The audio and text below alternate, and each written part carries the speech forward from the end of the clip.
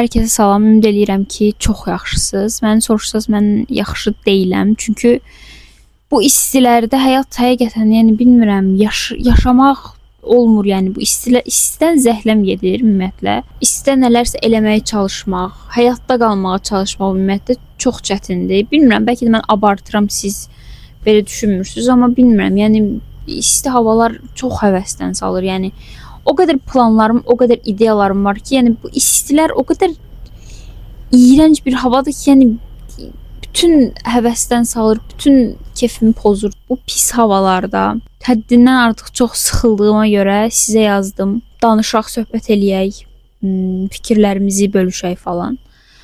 Yazdıqlarınızı oxuyacağam. Qabiliyyətə hazırlaşıb bir balon öndən kəsilənlərdənəm. Kollecə getməyi məsləhət bilirsinizmi? Əlbəttə ki, yəni inanın universitetin kollecdən çox bir fərqi yoxdur. Möhtəşəm, peşəkar dərslər keçirilmir universitetdə. Xəyal qırıqlığına uğratmaq kimi olmasın. Yəni mən o istədiyim şeyi universitetdən heç vaxt ala bilməmişəm. Sosiallaşmaq üçün, biraz nələrsə öyrənmək üçün okey, amma kolleclə çox bir fərqi yoxdur düzünü desəm. Məsləhət görərdim ki, kollecə gedib əgər istəyirsinizsə, ondan sonra universitetə verə bilərsiniz. İncəsənət sahəsini seçirsinizsə, qətiyyən universitetə girmədiniz deyə pis olmayın. Çünki bunun üçün universitet oxumağa ehtiyac yoxdur. Özünüzü inkişaf elətdirə bilərsiniz. Cinsiyyət fərq etməksizin qınadığım bir şey varmı? Qınadığım bir şey yoxdur. Zaten çox həddindən artıq insanların qınanıldığı bir cəmiyyətdə yaşayırıq və dəfələrlə olub ki, qınadığım şeylər başıma gəlir və o qədər doğru sözlük bilmirəm. Onu psixologiyamı yeritmişəm, yəni necə bilmirəm.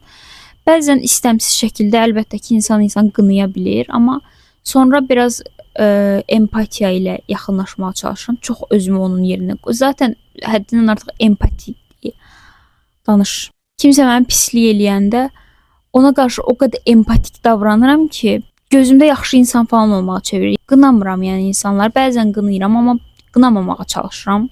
Məncə qınamaq düzgün bir şey deyil. Hər kəs öz həyatına baxsın dedi və qınadı. Yox, yəni əsla. Bu şirinlik hardan gəlir belə? İlk görəndə xarici zənn etmişdim. Abartırsınız ha, biraz xarici zənn etmişdim falan. Heç xaricilərə oxşamıram yəni. Çox təşəkkür edirəm. Həqiqətən siz də çox şirinsiniz. Çox təşəkkür edirəm. Mən iltifata nə deyəcəyimi bilmirəm. Çox təşəkkür edirəmdən başqa söz tapmadım yəni. Çox təşəkkür edirəm. Bu arada mən videoları uzun tuta bilmirəm. Çünki kameram yoxdur. Tək kameram telefonumda. O da yeri dolub deyə YouTube'u falan silmişdim keçən dəfə. Hətta bu videonu da çəkəndə 3-4 dəfə mənə depolama alanınız dolu falan dedi. Hər şey sildim yəni yenə də. Telefonumda heç də qalmayıb, artıq silinəcək. Məcbur qısa tutmağa çalışıram. Bir şey yox deməməyə necə başlamalı? Məncə bu yox deməyə necə başlamalı demək istəmisiniz. Məncə elə başa düşdüm. Mən əvvəllər heç nəyə yox deyə bilmirdim. Heç kəsə yox deyə bilmirdim. İndi də eləyəm, biraz people pleasure'am, amma biraz düzəltmişəm. Bunun yox deməyə bacarmağın ən yaxşı yolu məncə vərdiş eləməkdir. Bir neçə dəfə yox deyəndən, özünü məcbur eləyib yox deyəndən sonra artıq bir yerdən sonra rahat gəlməyə başlayır. Bu əslində təkcə yox demə məsələsində deyil, hər şeydə belədir məncə. Bir şeyi vərdiş halına gətirsəz, tez-tez eləsəz, ona dönüşürsünüz. Bu əslində biraz çətin, amma işə yarayan bir metoddur. 21 gün metodu falan var hətta deyirlər. Amma yəni 21 gün falan ehtiyac yoxdur. 2-3 dəfə eləyin. Ondan sonra vərdiş halına gələcək. Mən yox deməyi bacarana qədər nələr çəkmişəm. Kreativ direktorluq haqqında məlumatınız varmı?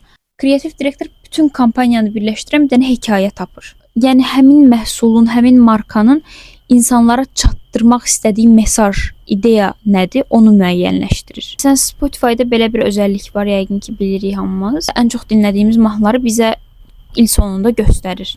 Bu bir növ həmin proqram tərəfindən bizə verilmiş hədiyyə kimi olur. Yəni sanki bizə vizual hədiyyə, şəxsi hesabat kimi təqdim eləyirlər. Bu da istər-istəməz Spotify ilə aramızda emosional bir bağ yaradır. Bunu eləyən kreativ direktordur.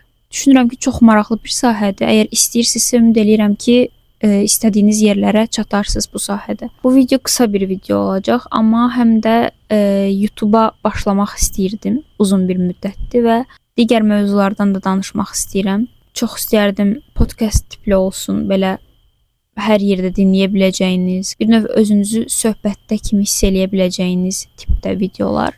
Ümid edirəm ki, gələcəkdə bunu reallaşdıra bilərəm. Təbii ki, az kütlə olsa da, bir neçə nəfər belə dinləsə, baxsa mənim üçün çox böyük bir şeydir. YouTube-da elə videolar var ki, çox az izlənir ya da ümumiyyətlə çox adam tərəfindən tanınmır. Onlara baxmaq mənim safe place-imdir həqiqətən. Çox sevirəm və ümid edirəm ki, sizlərə də bu hissiyatı yarada bilərəm. Gələcək videolarda görüşənədək hələlik.